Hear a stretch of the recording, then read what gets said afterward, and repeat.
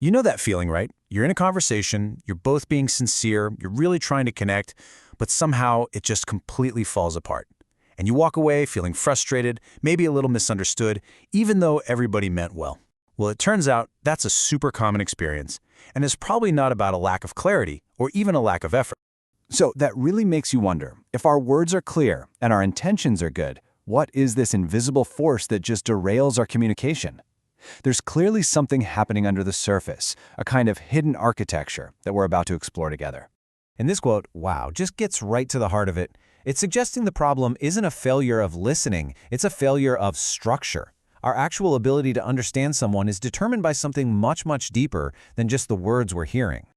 Okay, so how do we start to see this invisible architecture? Here's our game plan. First up, we're going to look at these unseen failures up close. Then we'll debunk the flawed mental model that most of us are using without even realizing it. After that, we'll get into the really cool part, a powerful new idea of communication as architecture. We'll even learn how you can start to sense this hidden field.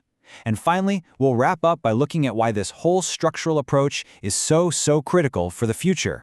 So let's dive right in with those moments of breakdown. We've all been there. You know, sincere conversations that just fracture, or teams that can't get on the same page even when they have the exact same information. It happens because sincerity and clarity, as important as they are, just can't bridge a fundamental gap that we're not even aware exists. The thing is, we're all operating with this invisible script, this kind of default program for communication that we just inherited and never really questioned. And this script tells us, hey, if you just speak clearly and listen carefully, everything will work out. But as we know from experience, that's just not always true, is it? Okay, it's time to put a name to this flawed script we've been talking about. It's called the linear model of communication. It's really simple, it feels intuitive, and it's the root cause of so many of our misunderstandings. So let's pull back the curtain and see exactly why it fails. Now this slide lays out the difference perfectly. On the left, you've got that old, inherited linear model. Super simple. Sender sends a message to a receiver. It just assumes the meaning is neatly packed inside the words. But now, look at the right, the new structural model. It's not a straight line, it's dynamic. It's all about architecture, gradients, and reorganization. In this view, meaning isn't sent, it's generated inside the structure of the mind itself. So why does this simple little model fall apart so often? Well, because it's built on a complete fantasy about how our minds actually work. For starters, it totally ignores what we call topology, the actual shape and state of a person's mind in any given moment. Then, it assumes people are these static containers you can just pour information into, when really, we're always in motion, always changing. And maybe most importantly, it treats communication as just neutral information, when it's actually a force that actively reshapes us. Okay, enough about the broken model. Let's move on to the really powerful alternative. This is where we build a completely new foundation for understanding. We're talking about structural communication theory, a framework that's designed to replace that old linear model for good. In this right here, this is the core idea, the big takeaway. Stop focusing so much on crafting the perfect message and start paying attention to the structure that receives the message. The internal state, the shape of the minds involved, that is what determines if any meaning is even possible. Architecture is everything. So what do we even mean by architecture? Well, the first key piece of the puzzle is topology. The best way to think about it is as the internal terrain or landscape of a mind. You see, a mind that's overloaded and stressed out is like a steep, rocky hill. A simple suggestion might land like a boulder rolling downhill, like a threat. But a mind that's open and stable, that's like a flat, open field. The exact same words could land as an exciting possibility. The terrain changes everything. And if topology is the terrain, then gradients are the forces acting on it, like wind or gravity.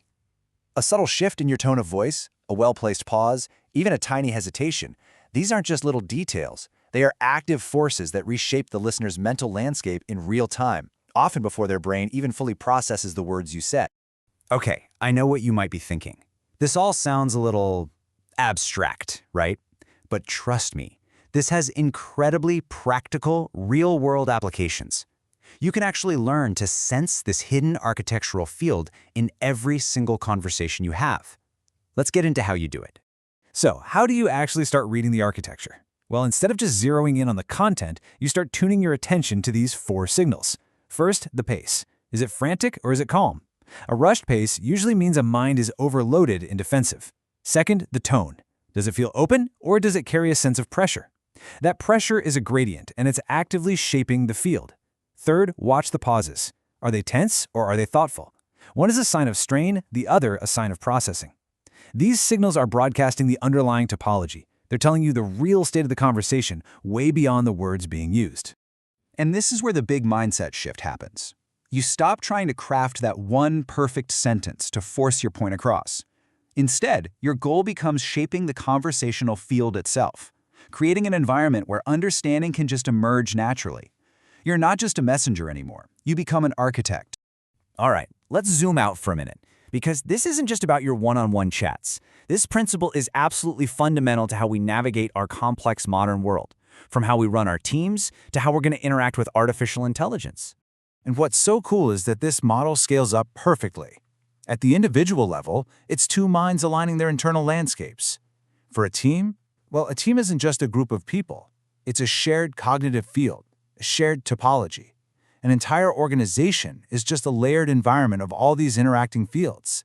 And looking ahead, as we build AI, we have to create systems that can achieve structural synchrony with us, not just systems that blindly follow linear commands. What's really profound here is that this isn't just another communication technique. It's actually a much deeper way of understanding how we operate. It's a unified theory that connects our internal cognition, how we think, with our external communication and the larger systems we're part of. It shows that communication is literally the operational expression of our thinking. So the takeaway is pretty stark and honestly unavoidable. In our world of constant cognitive overload, of rapid change, and now with AI entering the picture, our simple inherited model of communication is just obsolete. The structural model isn't just a nice-to-have evolution. It's the necessary foundation for what comes next. So I'll leave you with this to think about. The next time you walk into a conversation, don't just think about what you're going to say. Take a second and ask yourself, what's the architecture of this conversation? What is the shape of their mind right now? And what is the field that we're creating together?